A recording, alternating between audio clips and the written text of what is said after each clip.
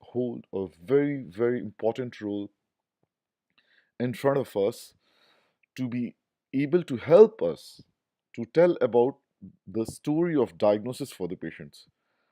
Okay, so to tell you, chest x-ray, yes, indeed sounds very simple and very nice, but when we are going to look into detail into that, it's a very interesting thing, not just for the radiologists, but also for the cardiologists as well.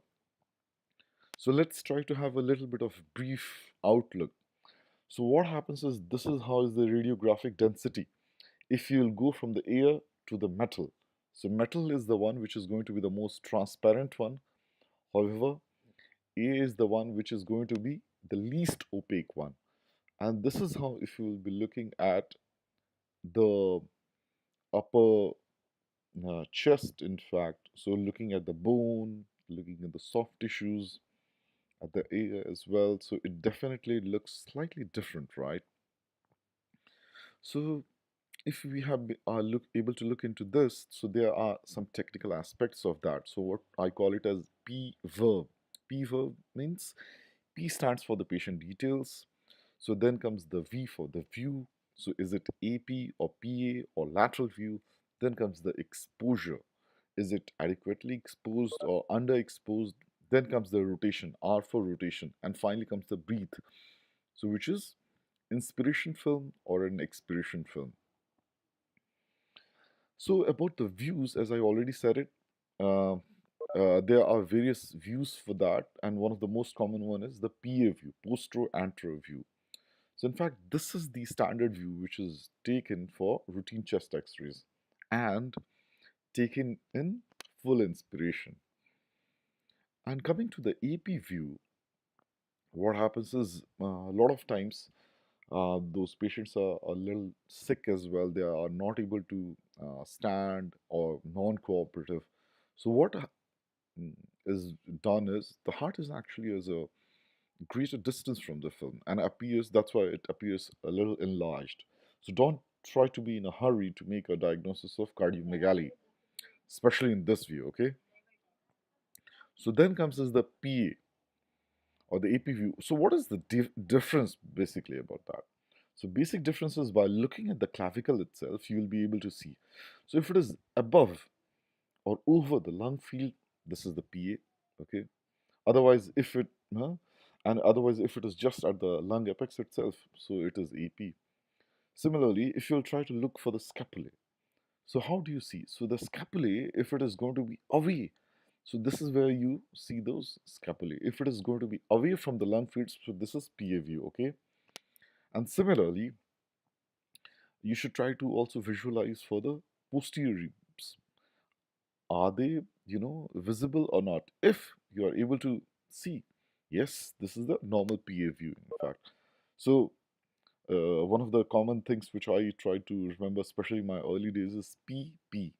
In the PA view, you see the posterior ribs as well. Okay, the over the clavicle is also O over the lung fields, in fact, and yes, heart is normal. So that is one of the reasons as well. You try to mostly ask for is PA view. So now, what about the other views like the lateral view? So lateral view, L is for lateral view. So if you're trying to look for the lung lobes, mediastinum, or even the bony thoracic cavity as well, you can see much better in this view, in fact. Okay, and as I said, L is the thing you should try to stress upon. So, for example, if you're trying to look for fluid in the lungs, or even basal consolidation, or even in the lungs as well. Otherwise, even for pacemaker as well. So yes, AP views or PA views people may ask, but even lateral views are considerably important for this. So something is called as lateral decubitus. Decubitus is what happens is whenever you're trying to see further, there's a very small pleural effusion, or if there's a pneumothorax as well. So you will be able to distinguish upon it. So for example, if you look carefully, I'm going to show you some more examples as well for this. Then one of the things which I had said it about is the exposure. So for example, when do you call adequate exposure?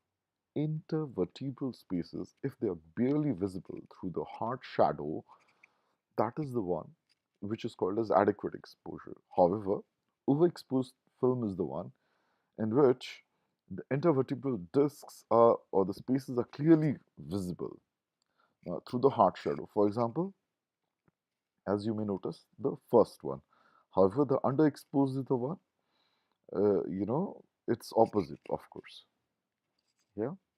So what about the rotation? So rotation is what happens is uh, the film is centered when there is equal distance between the medial end of clavicle and the midline. So this is the imaginary figure. You have to put it in between. Okay. However, so if you look carefully in the second figure, so there is slight rotation, right? So about the good inspiration, if you are able to see 6 anterior ribs and 10 posterior ribs, so this is a good inspiration film. Otherwise, if it is going to be an expiration film, so what happens is, yeah, you will be able to get some false impressions about the congestion, or diaphragm may be slightly more higher as well. So a lot of times, especially whenever we are trying to do the cryoballoon ablation patients as well, so it can give a false picture. So one of the important things which we all should know is, how does normal chest X-ray look like? So this is how is the normal ideal chest X-ray, if you'll be able to look. So initially, as I already had said it, so the technical aspects you have to see in terms of P verb, patient's details, view, exposure, rotation, and the breath, which is inspiration or expiration one. So after you have commented, so now let's try to go deeper into the interpretation of the chest X-rays. So again, my mnemonic for you guys is going to be ABCDEFGH. Okay, everyone knows those alphabets. So A for airway, B for bones, C for cardiac shadow, D for diaphragm, E for effusion, then F for the lung fields, G for the gastric bubble, and H for the Hilar and mediastinum. So let's try to have a look. What do we see over here? So, so now in the airway. So in the airway, there are a lot of airways and the other structures as well, which you can see over here.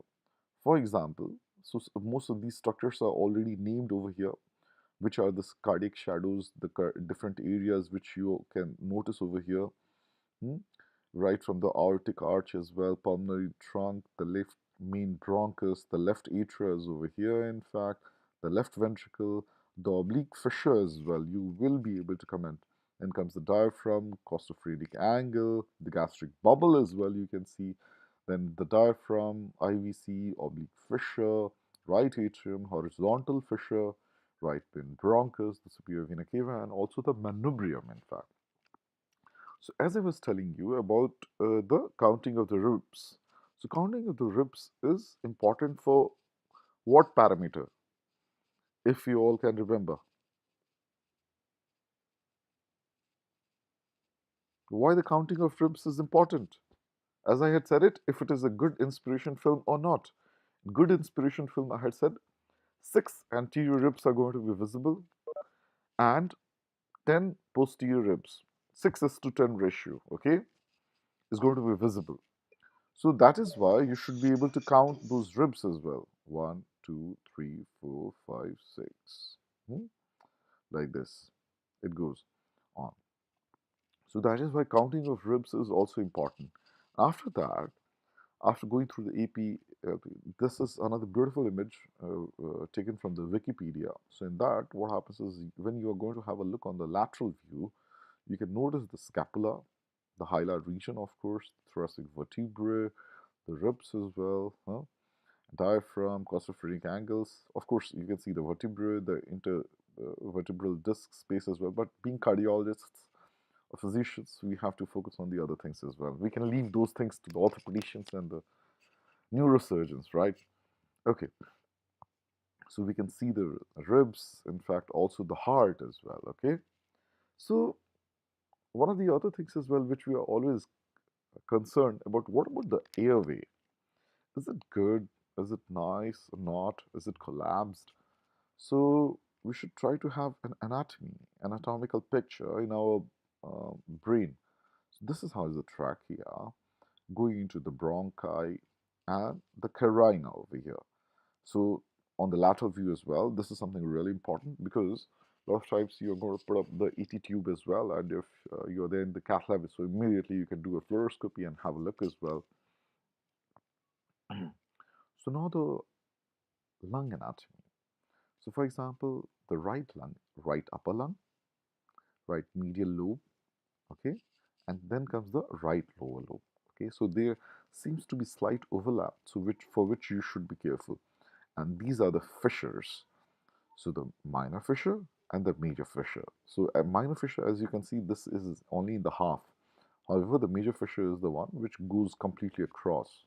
Okay, so which is the one which is dividing into the upper lobe, middle lobe, and the lower lobe. So, however, we all are aware the left lobe, left lung has only two lobes, right? So there's a major fissure. So left upper lobe, left lower lobe. So a lot of times I come across students who get confused about the right versus the left. So I try to tell them always follow that formula 3-2. So 3 means, for example, 3 is on the right side and 2 are on the left side. Similarly, 3 is also the number of valves, for example, for the tricuspid valve. Okay, tricuspid valve has 3 cusps. Tri means 3. And similarly, then when you go to the mitral valve has 2 cusps, in fact. Okay, so now coming to the zones, lung zones, which I already said it about it. Is so there are 3 zones in the right side: upper, middle, lower zone, corresponding to the second, fourth, and uh, below the middle zone, in fact. And one thing always remember that here is the one where the radiological zone doesn't correspond to the lung lobe, in fact. So whenever if you're really curious to know about it, always try to take a lateral film. So now about the cardiac anatomy. That's what we are really concerned, right? Other than, of course, the common things as well. So you should be able to see about the trachea, the clavicle, and also the different areas of the heart in this sense. So you will be able to appreciate, for example, there's a breast or mammary shadow as well, stomach bubble over here. There's apex of the heart, okay, left pulmonary artery, the knob of aortic arch. Okay, then there's a phenomenon as well, something like unfolding of aorta, the pulmonary artery branches on the right side, and several other structures as well, which I had already commented before, in fact. So let's try to have a look in some colorful pictures. Mostly X-rays are normally black and white, right? So what can we see? For example, this is the left atrium. This is the left atrial appendage. Then comes the right atrium. And then comes the left ventricle. And finally the right ventricle. So one has to keep it always in mind because a lot of times, not just for the X-rays, in fact, for when someone is doing a procedure in the EP or even in the interventional cardiology, one should keep it in mind. Where are those structures? And similarly, on the now coming to our favorite lateral view.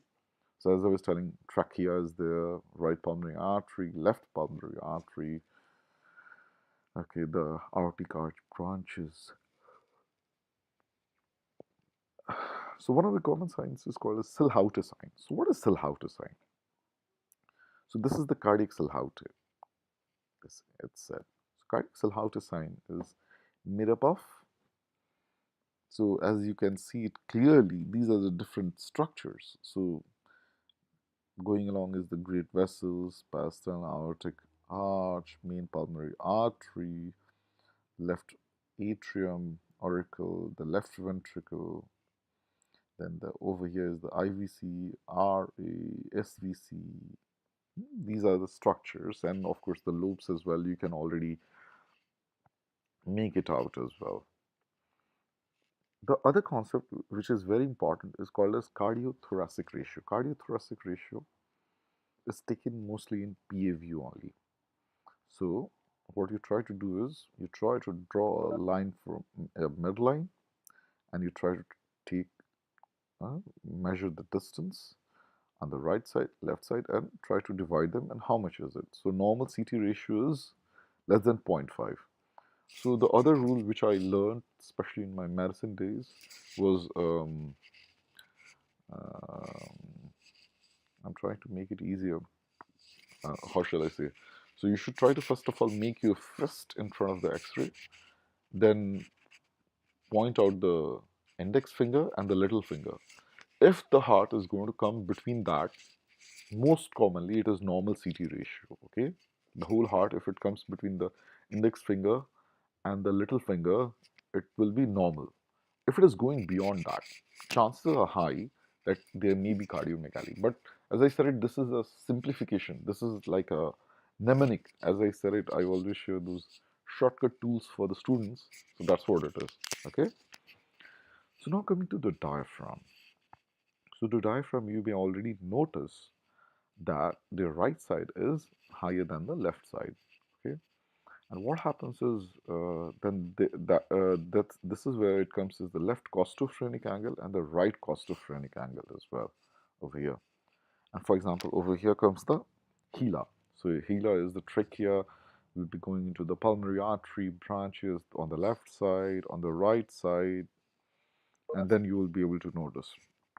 Then after that, one of the important things is we all have to think like, what about the dimension of the mediastinum? Is it widened or yeah? So for example, if it is this is the area of mediastinum which I was telling you.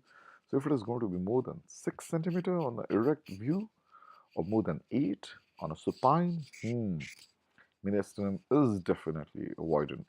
However, you may be able to notice different masses as well in the superior region, posterior region, or even the middle region. So, for example, in the superior region, you see in cases of thyroid, thymus, lymphomas, teratomas.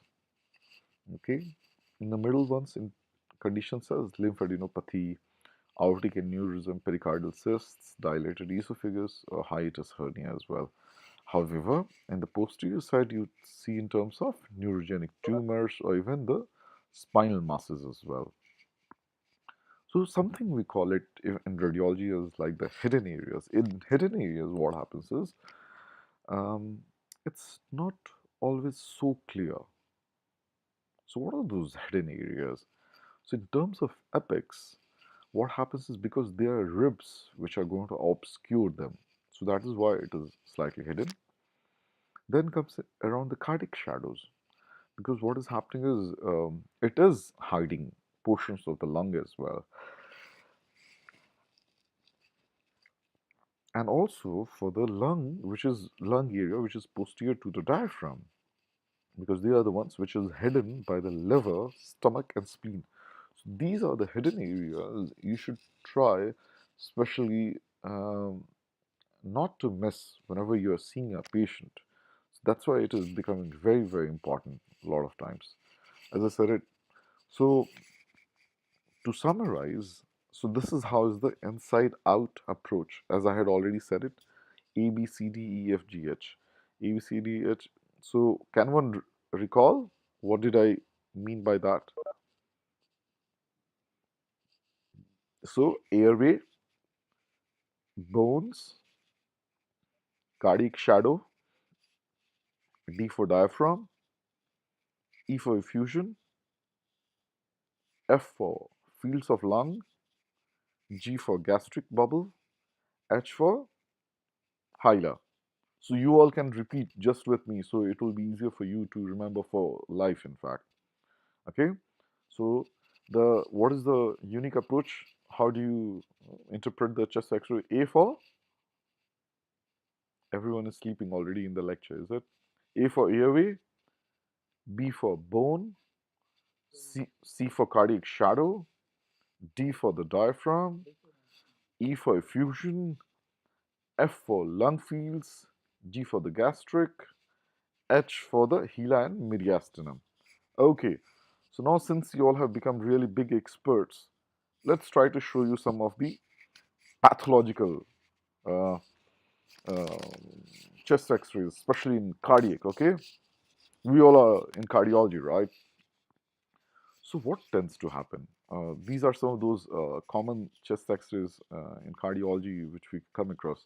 So let's try to have a look. So what is happening in the RV enlargement? So already diagnosis is given. So what is happening is, if you'll be looking carefully, CT ratio, cardiothoracic ratio is definitely enlarged, okay, and the cardiac apex is rounded and also elevated in fact. And if we look carefully at the CP angle, cardiophrenic angle also, that is also acute in fact. So that is a indirect sign towards the right ventricular enlargement. So what is the difference for the left ventricular enlargement? Similarly, CT ratio also of course increased. The cardiac apex is displaced downwards and to the left as well. And the cardiophrenic angle is obtuse, and in fact it tends to merge with the diaphragm itself. So did you notice the difference? Only the if the RV enlargement is there, cardiophrenic angle is acute in fact. In LV it is obtuse, and the cardiac apex is more of rounded in fact, and it goes above the diaphragm for the RV enlargement. However, for the LV enlargement, if it is going to be there, it is going to merge with the diaphragm. Now, a very favorite X-ray, especially in medical examinations, they try to give mitral stenosis. So, mitral stenosis, what do you see? So there is, of course, cardiomegaly, but of the RV type.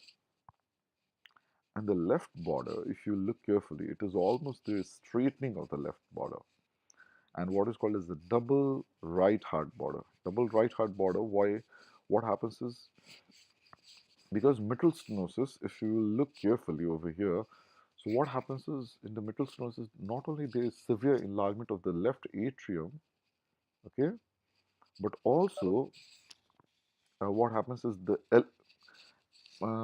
yeah, mostly LA is the one which is really enlarged in fact, and that is where the problem happens. And due to the pulmonary congestion is going to be there as well, then also it may lead to the RV enlargement as well. Okay, so that is what is characteristic of the mitral stenosis. So which is characterized by mitralization of the heart. So for example, so if you look carefully over here, so the aortic knuckle is very small, but the pulmonary conus is enlarged. Left atrial appendage over here, as we can see it over here, it is pretty prominent. However, if you're trying to look just at the left border of the heart, it's no change at all, because the pathology is lying in the mitral stenosis and it is stenosed. So that is why there is big amount of blood reflux happening into the proximal chambers, not into distal chambers. That is why left atrium gets enlarged as well. Okay. So after this, if you have been able to understand what is this kind of heart, I'm such a sweet person. I have already given you all the answers as well. Okay. Um, so this is what is called as a classical congestive heart failure X-ray. Why? Because you can see the increased interstitial markings, and the upper zone vascular redistribution is overseen as well. And similarly, if you look carefully, there's bilateral pleural effusion with cardiomegaly, and the cardiomegaly is of LV type. Because there is obtuse cardiophrenic angle, and also it tends to merge almost with the diaphragm. So in the congestive heart failure, the when you will be looking, how does it's a bat wing appearance in fact, and you can also see the curly B signs. Okay, I already said it. Pleural effusion can also be seen as well. So one of the other important things, what we are always concerned is, what about, is there any pericardial effusion? In pericardial effusion, it is called as water bottle sign. So in water bottle sign, there will be more of a globular heart shadow. So everywhere, classical water bottle sign. So water bottle is, the bottle is filled with water, right? So similarly, the heart pericardium is filled with water. That is what is pericardial effusion, water bottle sign. So one of the other important things what we always come across is the pulmonary hypertension. So what is the pulmonary hypertension? So pulmonary arteries are pretty much enlarged, okay? And so when we notice is in the PA view especially, there will be like up to 16 millimeter of the right descending pulmonary artery is prominent. And for the left side, and especially seen more in the lateral views, is 18 millimeter, okay? The pulmonary outflow tract is going to be more prominent. The peripheral pulmonary vessels pruning is going to be there. So pruning, what is pruning actually? So for example, what happens is if you look carefully over here, these proximal vessels are very prominent, but distally they are absent. We can't even see them at all. So this is what is called as pruning. And of course, the right ventricular hypertrophy. So what is this sign?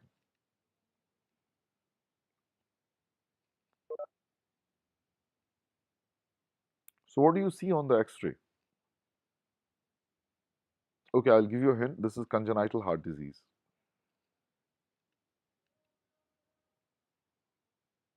Bootleg syndrome.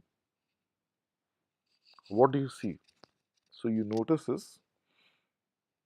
So this is more of a upturned cardiac apex, right? So you notice right ventricular hypertrophy.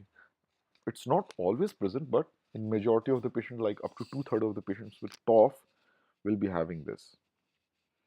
So the narrow upper part of the boot results from a small or absent main pulmonary artery,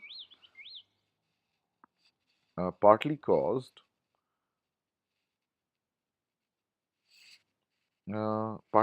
by a narrow infundibulum and hypoplastic main pulmonary artery. Okay, so let's try to give you refresh the whatever we all have learned.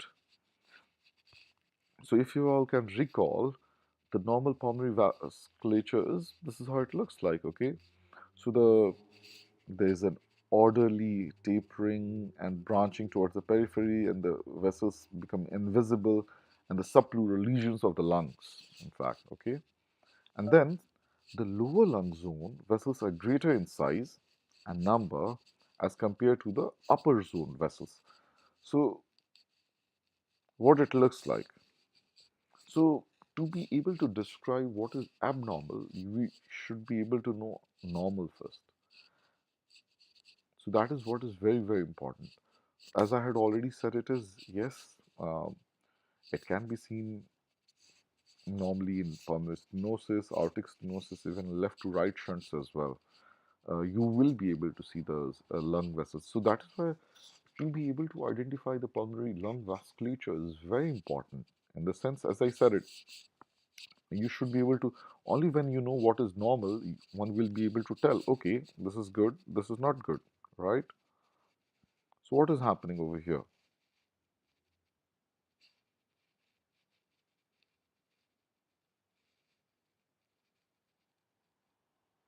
So what is happening in this field? So as you can already see, the individual vessels are dilated and also tortuous, which is extending into the periphery.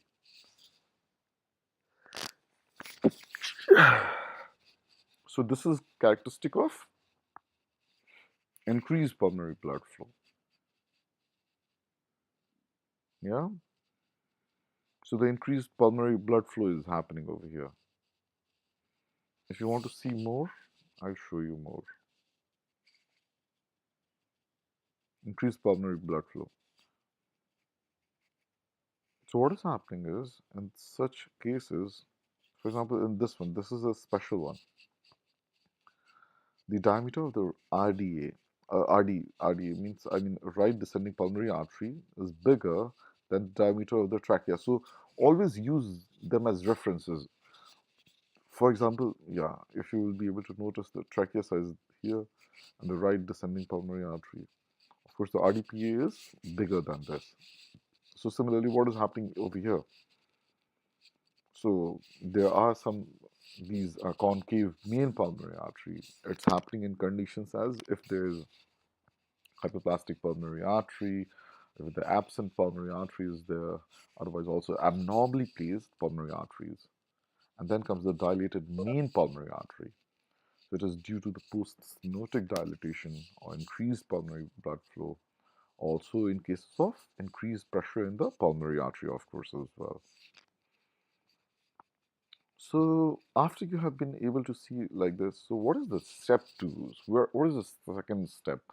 So you should analyze the main pulmonary artery. So is it normal in size, dilated or concave? So which you already had a look as well. So after this, as I said it, pulmonary vascular pattern is very important in determining the initial treatment. Why is it? Because if uh, if it is normal, if there is a congenital associated congenital heart disease on echo, there is no immediate palliation is needed. However, if there is increased blood flow, shunt closure or of course artery banding may be needed. However, if there is decreased blood flow, then flow augmentation with shunt should be done. And if there is pulmonary venous congestion, then you should correct the left-sided obstructive lesion or heart failure, in fact. Then comes the pulmonary venous congestion. So it is a common thing a lot of times, especially in the emergency. A patient is going to come with pulmonary venous congestion. So where do you see? We already showed you some of the examples, like the mitral valve disease, cotriatrium, cotriatriatum. So this is more of a tongue twister word, huh? And the TAPVR with obstruction, otherwise also the hypoplastic left heart syndrome as well, you can see. So how does the X-ray look like? We are talking about radiology, right? So let's try to see some examples. So if you look carefully, so this is what is characteristic of the alveolar edema. So huge pulmonary venous congestion, bad lung.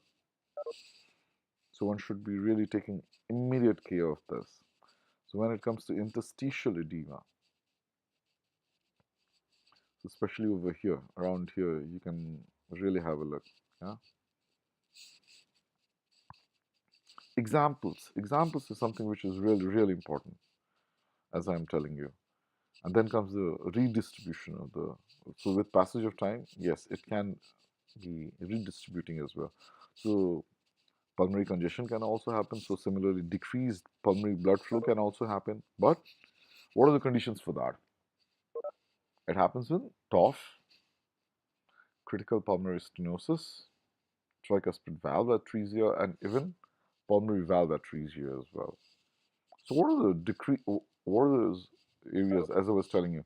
So so if you look carefully, so pulmonary over here, this is the normal one. So for example, you will see whitishness which is there present everywhere over here and all. However, if you look only in this region, it is more of a whitish. Otherwise, in other areas, it is pretty dark. So this is what is meaning of decreased pulmonary blood flow. Then again in this area.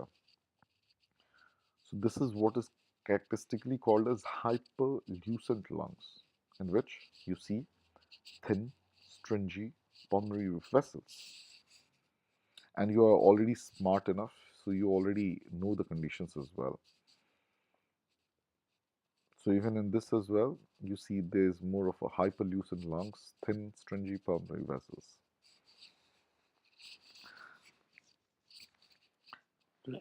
So now coming to the increased pulmonary blood flow, it can happen in two conditions. Either it can be cyanotic, otherwise it can be non-cyanotic.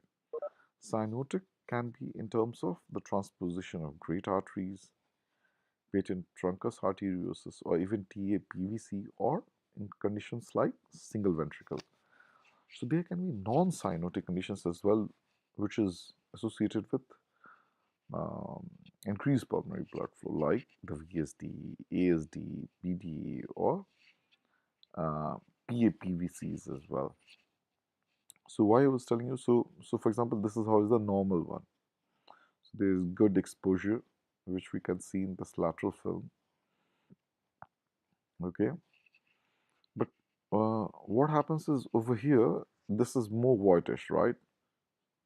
There's those blood vessels, they seem to be more whitish. So this is what is more characteristic of the increased pulmonary blood flow, in fact. And the diameter of the pulmonary artery is, of course, bigger than the accompanying bronchus as well.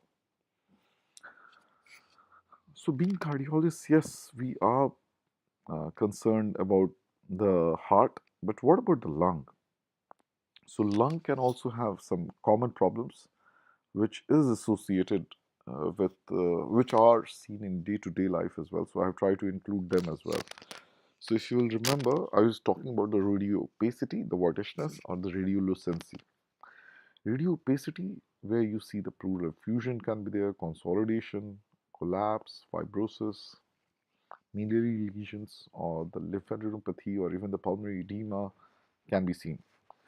The radiolucency is, so for example, the lung fields will appear pretty black. So it can happen in conditions like the pneumothorax, hydropneumothorax, emphysema, or even the subcutaneous emphysema as well. So let's first of all try to have a look on the pleural effusion. I already showed you some of those examples. So what do you notice over here?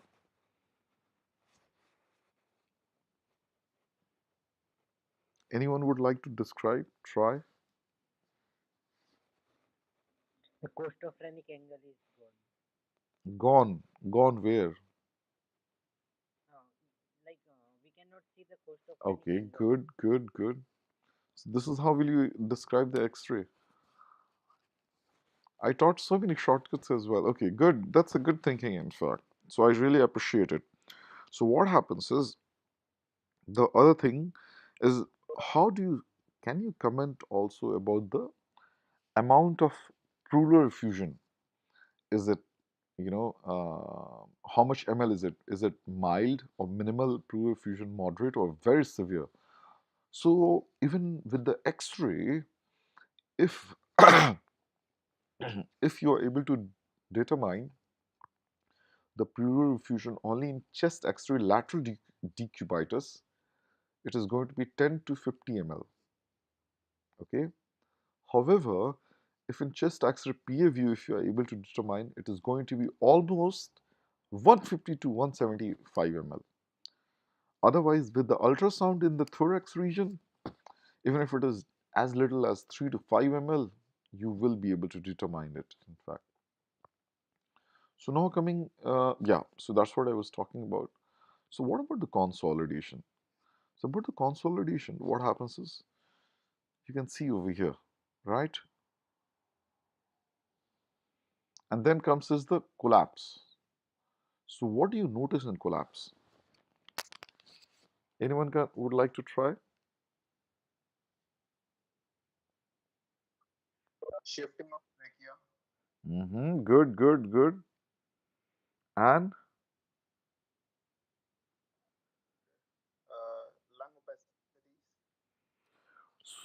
so what happens is atelectasis or collapse or even incomplete expansion is one of the most common uh, finding which tends to happen. So what happens is, as you may notice, so there is opacification over here. As our friend also rightly pointed it out, in fact, over here, um, uh, there can be various etiologies for that. If there is a mucus plugging is there, or there is aspirated foreign material, in fact, as well. So, for example, a child comes who says that the mother complains that, oh, the boy sniffed in some dust or some some solid stuff as well, like this. Okay, so that is what you may be able to notice over here. And of course, it tends to correspond to the different lung fields as well. Wonderful. So you all are now the expert masters in this as well. So these are the different examples if you will see. So this is for the right upper lobe. Collapse. Yes, exactly, and or atelectasis as well. So over here in this, like almost the middle and the lower right side is all gone. So you can literally pinpoint as well. So that's why it's really important to have a look. So what about fibrosis? What are the changes you notice in fibrosis of lung?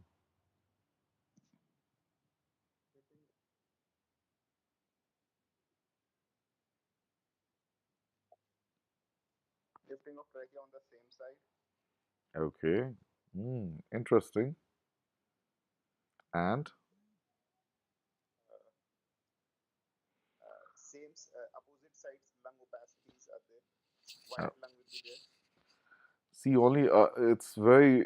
I really appreciate it, but why others are not telling? We have a lot of people as well, other students, online.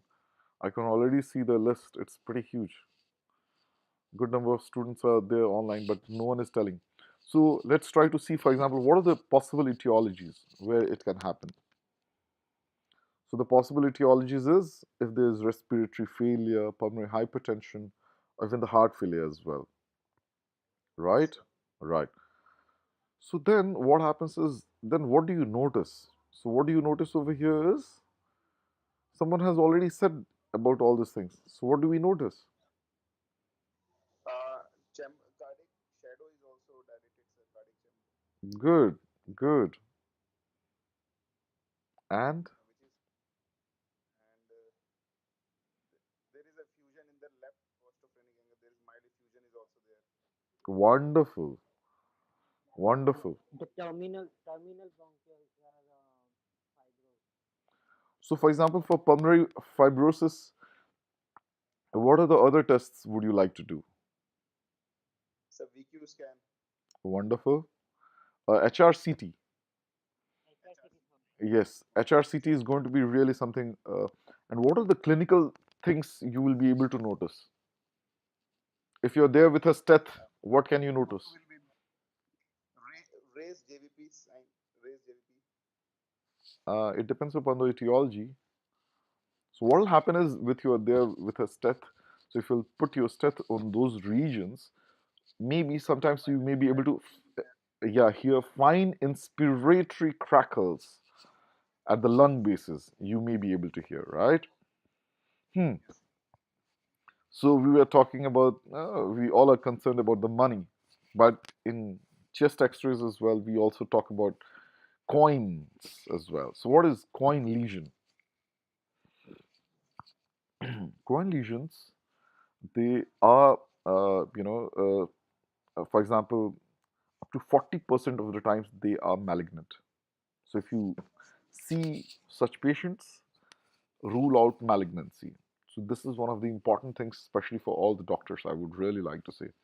So what happens is the differential diagnosis for this is going to be bronchial carcinoma, adenoma, the lung abscesses, the pseudotumor, the heightened cyst, in fact, the rheumatoid nodule, or also the Wegener's nodule as well. So this is something really, really important. So we all should keep always in our mind as well whenever we are thinking about it. So now comes is one of the miliary lesions. I think everyone can already say about it. So what are miliary lesions actually? Why is it called?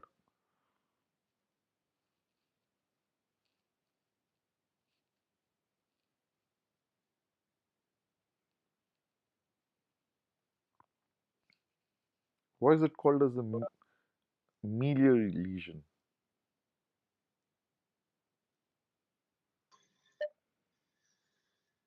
Small multiple opacity will be seen in whole distributed irregularly in the lungs.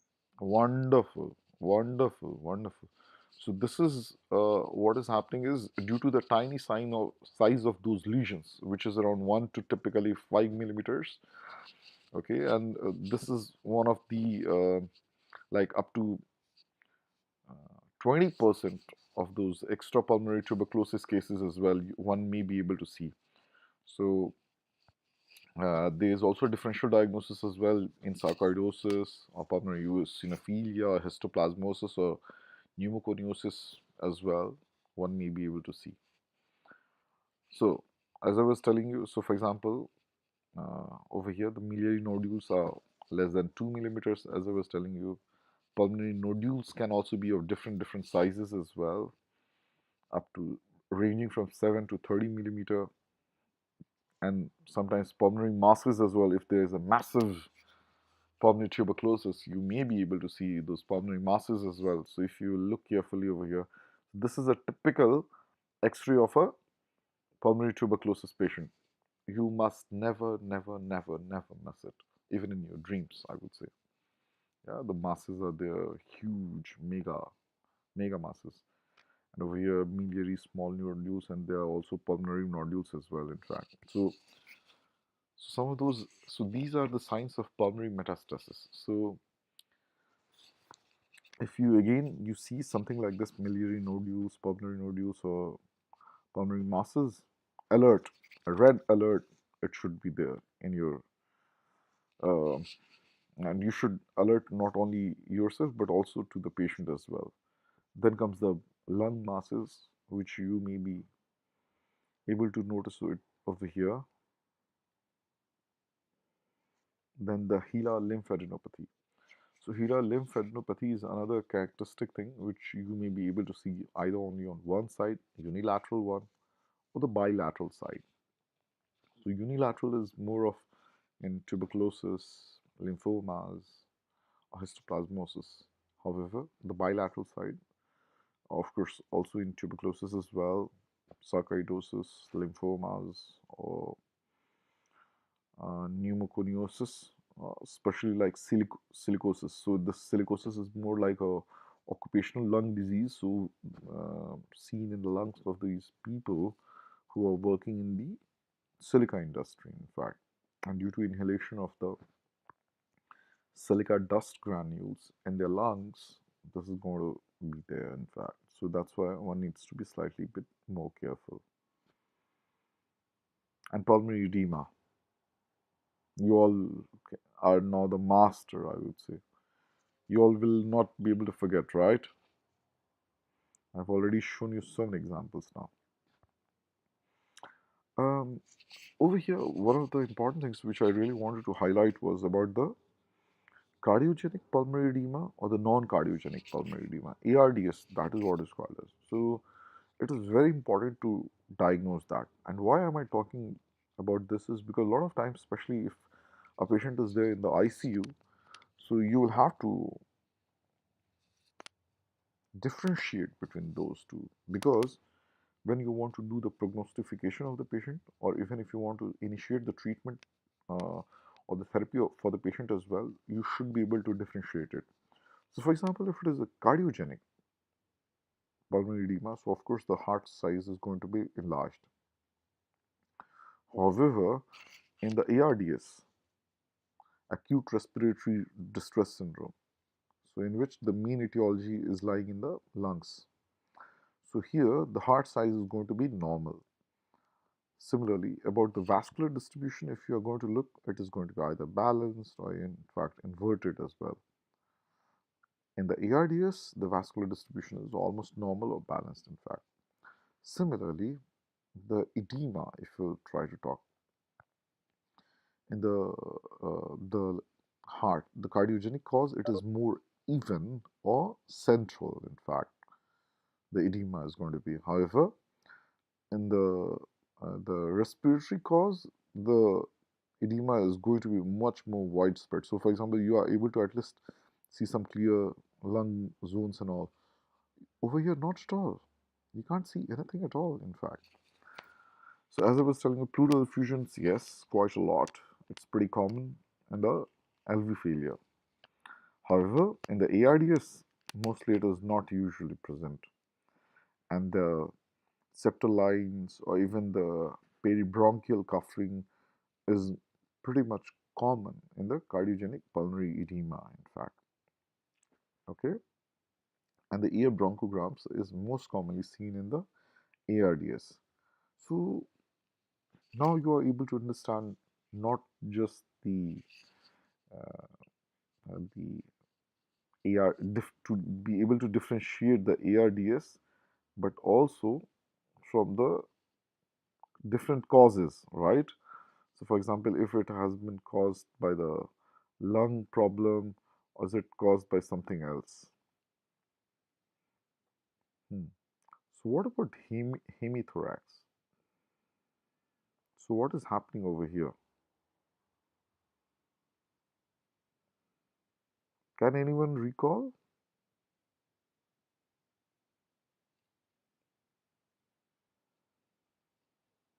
Okay, let's try to make it easier for you. So, what is happening over here? So, this is the condition. What is happening is hemithorax. And why is it called as hemithoraxis? Because, Single lung is pathological. right, right. So, what is happening is you can see only the half of the thorax. So, that is why it is called as hemithorax.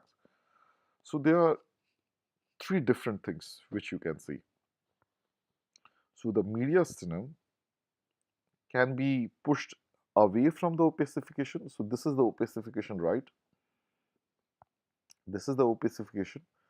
So, the once it can be mediastinum is pushed away from the opacification. Second can be is towards the opacification. For example, in this, if you'll notice, and this as well towards the opacification. Otherwise, the third thing is going to be is it will remain in the middle. Okay, so these are different types of opacification. So in this is remaining in the middle, and this is getting pushed towards the opacification, right? And in this, it is away, right? So these are the three types. So what are those three types? So it is going to be pushed away from the opacification. For example, this is the first type. So this could be is a pleural effusion if there is a large lung mass, otherwise if there is a diaphragmatic hernia as well. So that is where it is going to be pushed away. However, it is going to be pushed towards the opacify, towards the opacify side. So, for example, if you look over here in the last X-ray, if there is a lung collapse, there is a pneumonectomy, otherwise also pulmonary hypoplasia, or there is a pulmonary agenesis as well. So then you will be able to see this towards the opacified side.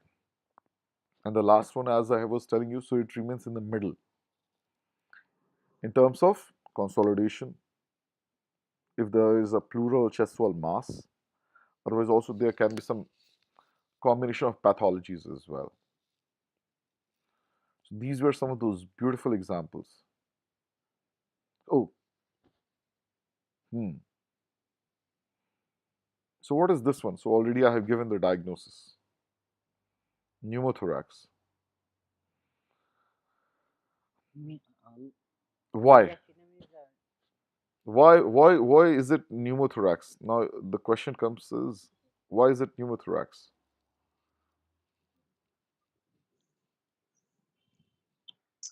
Air in the thoracic cavity, sir. Great, great. And what else? And So what happens is you should try to look for the outer margin, exactly the outer margin of the visceral pleura or and lung. So what is the pleural line? If you are able to see the pleural line,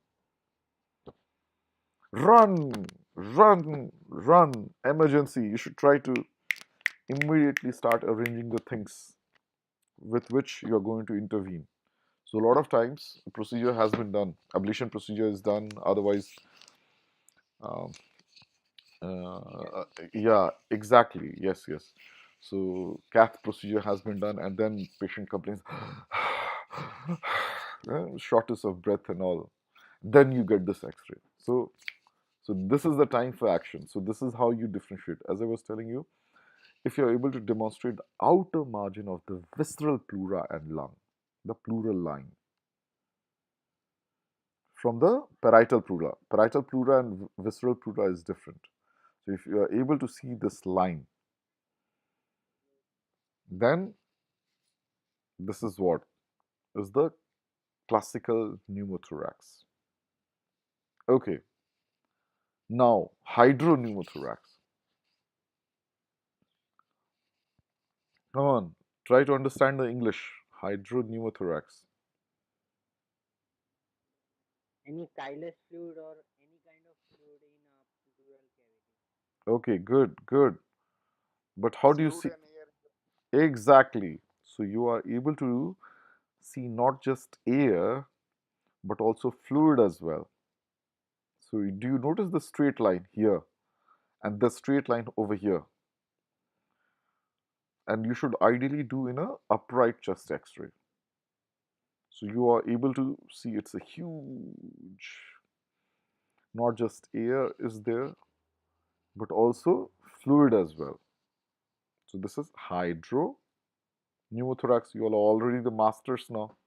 Pneumothorax, you know, hydro is also there now. Okay. Hmm. So the pulmonary cavity. What else do you see? So this is what I call it as a cavity.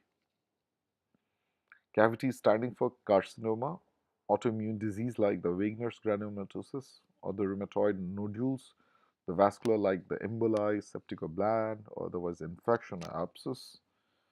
For the bacterial like Klebsiella, Staphylococcus, and Euberic infections, T for trauma, or even in some of those young patients of congenital heart disease or bronchogenic cysts as well, pulmonary cavity. So what do you see over here? Oops, okay, I already gave you the answer and then I'm showing you the x-ray.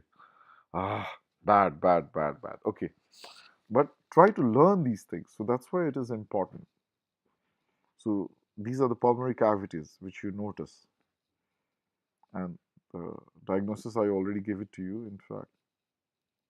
And pulmonary tuberculosis, we have already said about it. So what happens is there can be active tuberculosis, otherwise healed tuberculosis. Active will be shown with infiltrates, consolidation, Hilar lymphadenopathy, otherwise the healed ones. You will see those nodules, scars, bronchiectasis, or otherwise pleural scarring can also be seen, in fact. And yeah, the you should whenever you're thinking for the pulmonary tuberculosis, always try to see in the apical or the posterior segment of the upper lobe, otherwise the superior segment of the lower lobe. So that is where you should try to always have a look. So this is the emphysema. So how do you diagnose emphysema? Blackening of lung, hyperlucency, Good, good, good. And then sub airway cavity. wonderful, wonderful. Subcutaneous emphysema.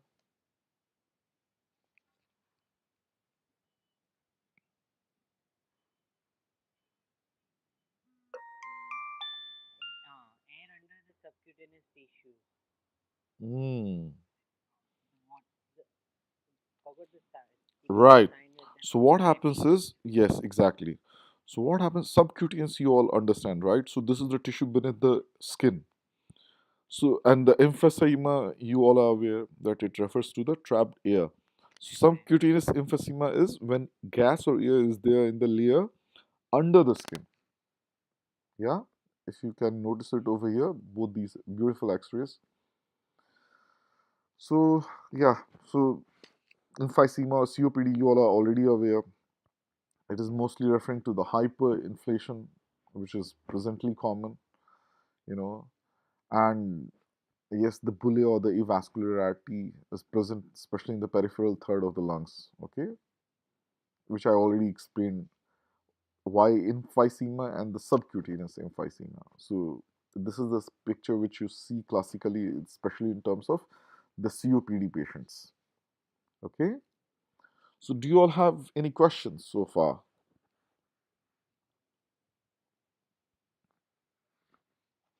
So, see, mostly we should focus on the cardiological aspects, of course, if when we are getting trained for cardiology. However, we all are physicians first. So, because you can always see those pulmonary vessels as well, those pulmonary pathologies as well. You will be able to notice. So, at least you're not expected to be like a radiologist, trying to identify each and everything, but at least try to identify the basic things on which you can modify your therapy, you can initiate your therapy, or the emergency conditions at least, if there needs to be an emergency. So, for example, there is a pneumothorax, patient is there, he's gasping in front of you, and you are not able to identify that. It's not good. So that is why I try to give you a little bit overview of everything.